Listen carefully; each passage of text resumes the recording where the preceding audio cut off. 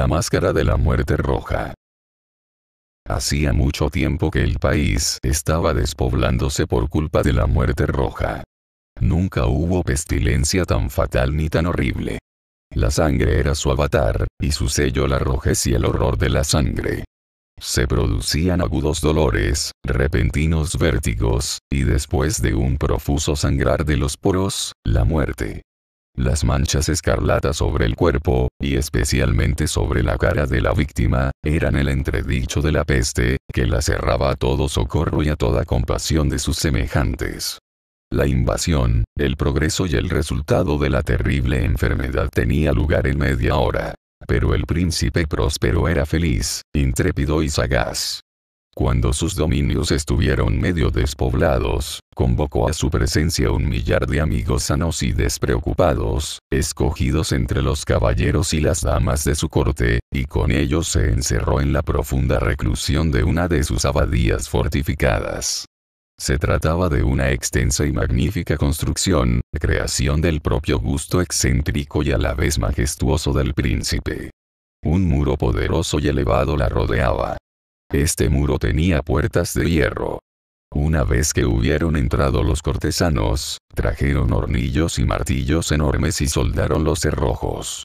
Resolvieron no dejar manera de entrar o salir, previendo los súbitos impulsos de desesperación o de locura de los del interior. La abadía fue bien aprovisionada. Con tales precauciones, los cortesanos podían desafiar el contagio. El mundo exterior se las compondría como pudiese. Entretanto, sería locura lamentarse o preocuparse. El príncipe se había cuidado de todo lo que fuera motivo de placer. Había bufones, improvisadores, bailarines, músicos, belleza, y había vino. Todas estas cosas, y la seguridad, estaban en el interior. Fuera imperaba la muerte roja. Fue hacia el final del quinto o sexto mes de su retiro, mientras la pestilencia se extendía con más furia por el exterior, cuando el príncipe próspero obsequió a su millar de amigos con un baile de máscaras de una insólita magnificencia. Voluptuosa magnificencia la de aquella mascarada. Pero primero permitidme que os hable de las salas donde tenía lugar. Eran 7, una suite imperial. En muchos palacios, estas series forman una larga y recta perspectiva, al tiempo que las puertas corredizas se corren hacia las paredes de ambos lados, de modo que se puede ver toda su extensión sin ningún esfuerzo. Allí la cosa era muy diferente, como podía haberse esperado del amor del príncipe por lo extraño. Las salas estaban tan irregularmente dispuestas que la vista solo podía abarcarlas de una en una. Cada 20 o 30 yardas había un brusco recodo, y a cada recodo un nuevo efecto. A la derecha y a la izquierda, en medio de cada pared, una alta y estrecha ventana gótica, se abría a un cerrado corredor que iba siguiendo las revueltas de la serie de salas. Aquellas ventanas eran de vidrios coloreados, cuyo color variaba en consonancia con el tono predominante en las decoraciones de la sala correspondiente. La sala del extremo oriental, por ejemplo, era de color verde, y las ventanas eran de un verde profundo. La segunda cámara era de púrpura en sus ornamentos y tapicerías, y allí los cristales eran de color púrpura. La tercera, enteramente verde, y verdes los cristales. La cuarta estaba amueblada e iluminada color naranja. La quinta, de blanco. La sexta, de violeta. La séptima habitación estaba rigurosamente decorada con cortinajes de terciopelo negro que colgaban por todo el techo y las paredes, cayendo en pesados pliegues sobre una alfombra del mismo tejido y color. Esta era la única habitación en la que el color de las ventanas no correspondía al de la decoración. Los cristales eran escarlata, de un intenso color sangre. Ahora bien, en ninguna de estas salas, a través de los ornamentos de oro distribuidos en profusión por uno y otro lado o suspendidos del techo, se veía lámpara ni candelabro alguno. No había ninguna clase de luz que emanara de lámpara o bujía dentro de la serie de habitaciones. Pero en los corredores que la circundaban, frente a cada ventana, se levantaba un macizo trípode que sostenía un brasero en llamas que proyectaba sus rayos a través de los cristales coloreados, iluminando la sala de un modo deslumbrador, produciéndose así una multitud de aspectos halagadores y fantásticos. Pero en la habitación del oeste o cámara negra, el efecto de la luz que invadía los sombríos cortinajes a través de los cristales teñidos de sangre era siniestro en extremo, y daba un aspecto tan singular a los semblantes de los que allí entraban, que eran pocos los de la reunión que se atrevían a poner los pies en esa habitación. También en ella se elevaba un gigantesco reloj de ébano. Su péndulo se balanceaba de un lado a otro con un sordo, pesado y monótono tic-tac, y cuando el minutero había dado la vuelta a la esfera y la hora iba a sonar, surgía de los pulmones de cobre del reloj un sonido claro, recio, profundo y excesivamente musical, pero de tono tan peculiar y acentuado que, a cada hora, los músicos de la orquesta se veían obligados a interrumpir momentáneamente su ejecución para escuchar aquel sonido. Los que bailaban se veían obligados a cesar en sus evoluciones. Se producía un breve desconcierto en toda aquella reunión, y mientras las campanadas del reloj seguían resonando, se observaba que aún los más frívolos se ponían pálidos, y que los más viejos y sosegados se pasaban la mano por la frente como en un confuso sueño o meditación. Pero cuando el eco se había desvanecido por completo, una risa ligera invadía de pronto a la asamblea. Los músicos se miraban unos a otros y sonreían de su propio nerviosismo y locura, susurrando juramentos entre ellos de que el próximo repique del reloj no les produciría la mínima sensación. Luego, tras un lapso de 60 minutos, que comprende 3600 segundos del tiempo que vuela, llegaba el nuevo sonido del reloj, y entonces volvía a producirse el mismo desconcierto, el mismo estremecimiento, las mismas meditaciones. Pero a pesar de todo, era una alegre y magnífica fiesta. Los gustos del príncipe eran muy peculiares. Tenía un ojo acertado para los colores y los efectos. Despreciaba las decoraciones a la moda corriente. Sus planes eran atrevidos y fantásticos, y sus concepciones brillaban con un fulgor bárbaro. Muchos le habrían creído loco. Sus seguidores sabían que no lo era. Pero era necesario oírlo, verlo y tocarlo para convencerse de que no lo era en efecto. Con ocasión de aquella gran fiesta, el propio príncipe había dirigido en gran parte los embellecimientos mobiliarios de las 7 salas, y fue su gusto personal el que decidió sobre el carácter de las máscaras. Estad seguros de que eran grotescas. Había mucho de deslumbrador y reluciente, picante y fantástico. Mucho de lo que se ha visto después en Hernani. Había figuras arabescas con miembros y accesorio inadecuados. Había delirantes fantasías, tales como las modas de los locos. Había mucho de lo bello, mucho de lo licencioso, mucho de lo extraño, algo de lo terrible y no poco de lo que pudiera haber producido repugnancia.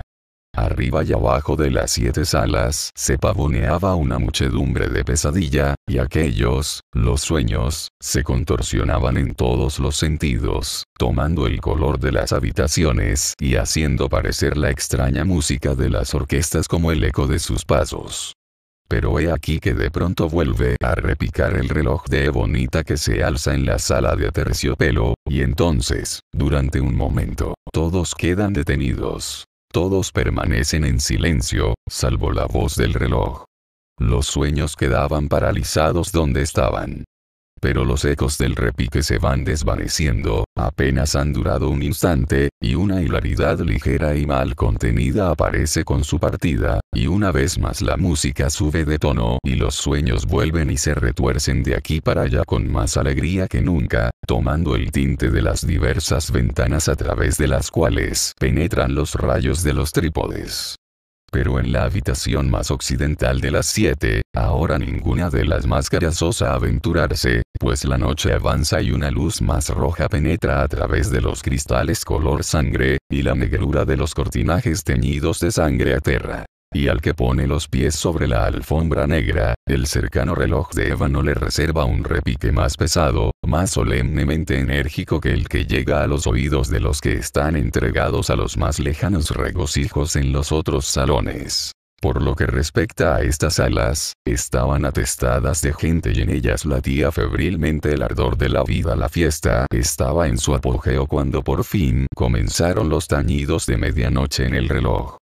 Entonces, como he dicho, cesó la música. Las evoluciones de los bailarines se suspendieron. Una ansiosa inmovilidad volvió a apoderarse de todas las cosas.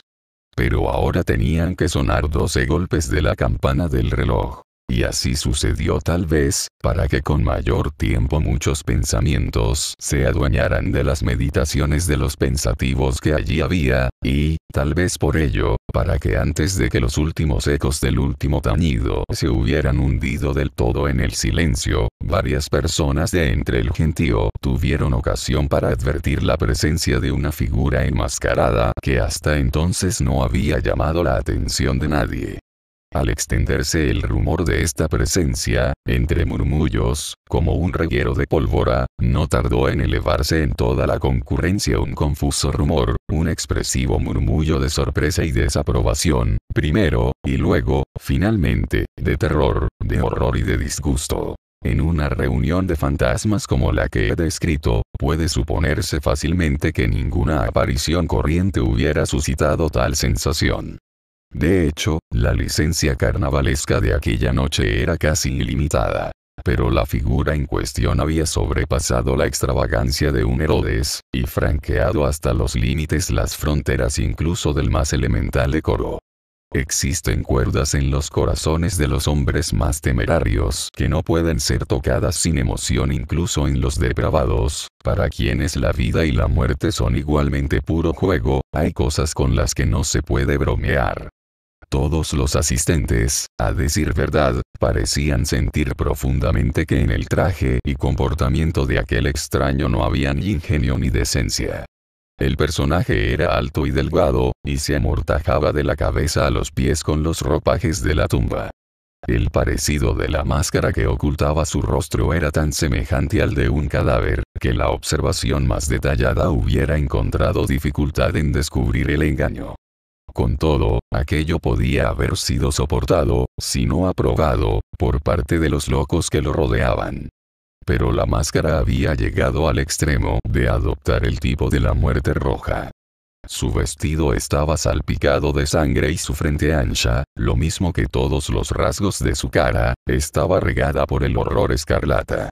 Cuando los ojos del príncipe Próspero se fijaron en aquella imagen del espectro, que con lento y solemne movimiento, como para representar mejor su papel, se paseaba de un lado para otro entre los bailarines, se le vio convulsionarse con un fuerte estremecimiento de terror o de asco. Un momento después su frente enrojeció de ira.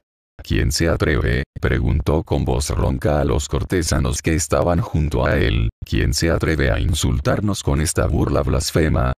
Agarradlo y quitadle la máscara, para que sepamos a quién hemos de colgar al amanecer de nuestras almenas.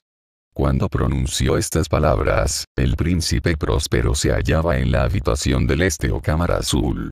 Su voz resonó a través de las 7 habitaciones, fuerte y claramente, pues el príncipe era un hombre valeroso y robusto y la música había cesado a una señal de su mano. Era en la habitación azul donde estaba el príncipe, con un grupo de pálidos cortesanos a su lado. Al principio, mientras hablaba, se había realizado entre los reunidos un ligero movimiento del grupo aquel en la dirección del intruso, que en aquel momento también estuvo al alcance de sus manos, y que ahora, con paso deliberado y majestuoso, se aproximaba al príncipe. Pero debido a un cierto indefinido terror que la loca audacia de la máscara había inspirado a todos los reunidos, no hubo nadie que se atreviera a ponerle la mano encima para agarrarlo. Así que sin impedimento alguno pasó a 2 pasos de la persona del príncipe, y mientras la inmensa asamblea, como por unánime impulso, retrocedía desde los centros de las habitaciones hacia las paredes, él proseguía su camino sin interrupción, pero con el mismo paso solemne y mesurado que lo había caracterizado desde el principio, cruzando de la cámara azul a la púrpura, de la púrpura a la verde, de la verde a la anaranjada, y así sucesivamente a la blanca y la violeta, antes de que nadie hubiera hecho un movimiento resuelto para detenerlo. Entonces fue cuando el príncipe Próspero, enloquecido de ira y de vergüenza por su cobardía momentánea, se precipitó rápidamente a través de las 6 habitaciones, sin que nadie se atreviera a seguirlo, pues un terror mortal se había apoderado de todos. Empuñaba una daga desenvainada y se había acercado con rápida impetuosidad a unos 3 o 4 pies de la figura que se retiraba, cuando ésta, habiendo alcanzado la extremidad de la cámara de terciopelo, se volvió bruscamente e hizo frente a su perseguidor. Se oyó un grito agudo, y la daga centelleando cayó sobre la fúnebre alfombra, donde el príncipe Próspero se desplomó sin vida un poco más tarde. E inmediatamente, invocando el valor de la desesperación, un tropel de máscaras se precipitó a la habitación negra, y apoderándose del desconocido, cuya elevada figura se mantenía erguida e inmóvil a la sombra del reloj de ébano, exhalaron un grito de inenarrable horror al hallar que los ropajes funerarios y la máscara semejante al rostro de un cadáver, que ellos habían sujetado con tan violenta rudeza, no ocultaban ninguna forma tangible. Y entonces reconocieron la presencia de la muerte roja.